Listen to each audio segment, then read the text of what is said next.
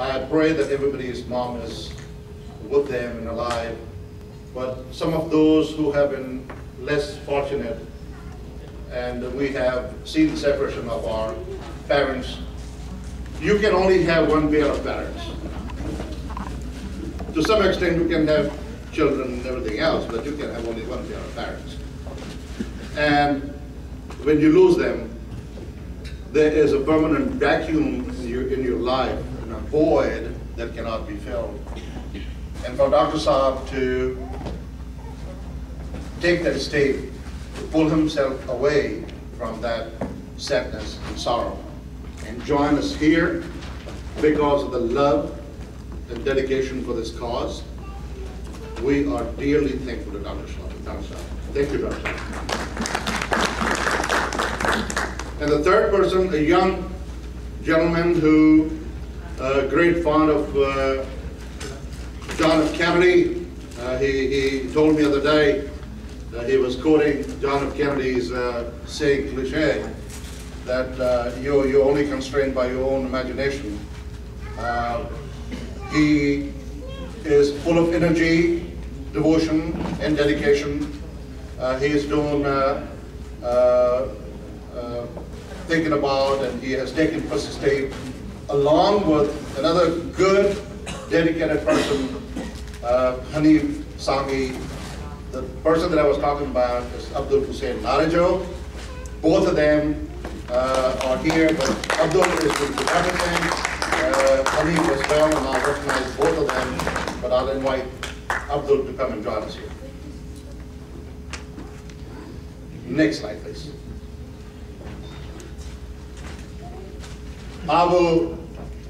Here is the housekeeping and very quick kind of a run of this entire program.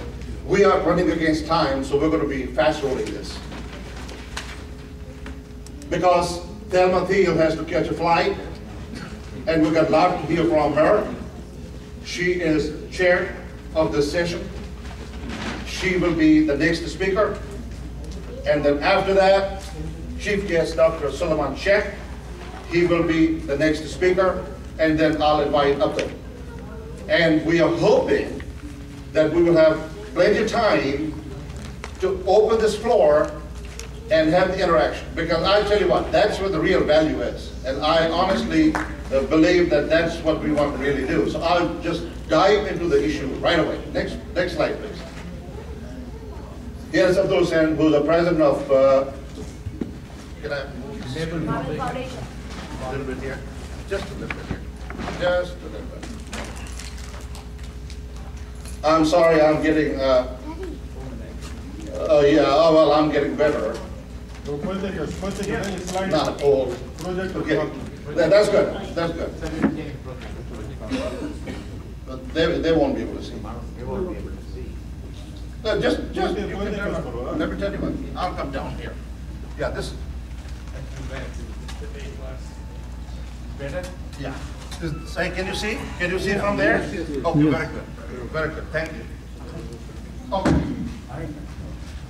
So Weber Foundation in collaboration with Sahara. So these gentlemen. Next slide, please. And you can move on because we already talked about this. That's the agenda. We already covered that.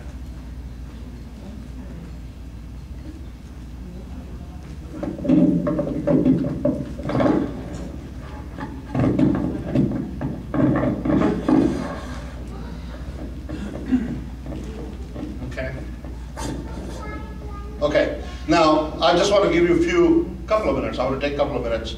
How did this all start, as far as I'm concerned? October 29th, 2008, a very good friend, Mr. Raza, Salim Raza, Dr. Saab knows him too. There was an email that came to me, and that email read, 6 million Sindhis will die if nothing is done. So as I received the email, I said, this is one of those scam emails. And I wrote to him, I said, are you kidding? Is this a scam? He said, no, that is not. I'm only quoting a very reliable study. I said, so what is it? Then he wrote me that 6 million Sindhis alone in Sindh, all people living in Sindh, they will die if they're not treated for the hepatitis B and C. There's no prevention, nothing is done about that. So I said, if that is the case, why are we not only talking about hepatitis? Why are we talking about politics? Why are we talking about any other issue which looks pale in front of this crisis? Why media does not have the headlines on hepatitis? Why everybody's not going bonkers? What is the issue here? So he told me that there's lots of politics behind it, people don't know about it, and unfortunately people have taken death for granted because they see no light at the end of tunnel. So that's what actually moved. The next step was, next slide please. So the hepatitis B and hepatitis C, basically, as I said, are really big global threats. And 2 billion people, this is the global situation, 2 billion people have been infected with hepatitis B, and more than 350 million are chronic, and they will live with that infection lifelong.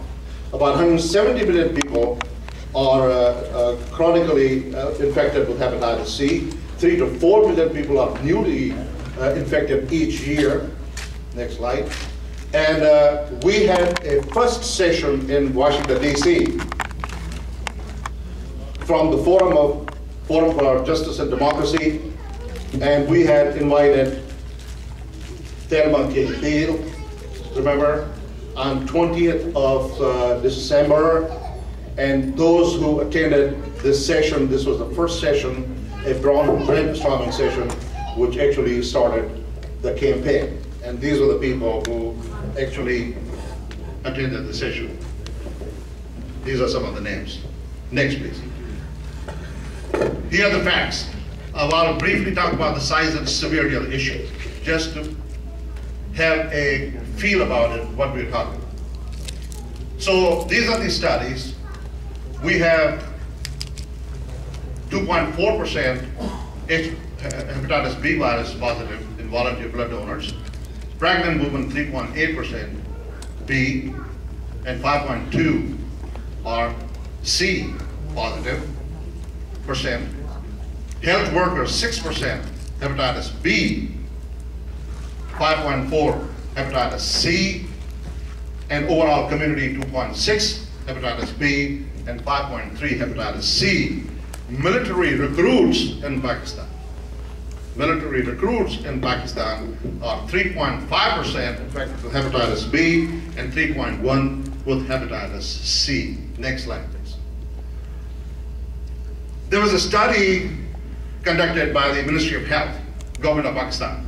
This was the staging study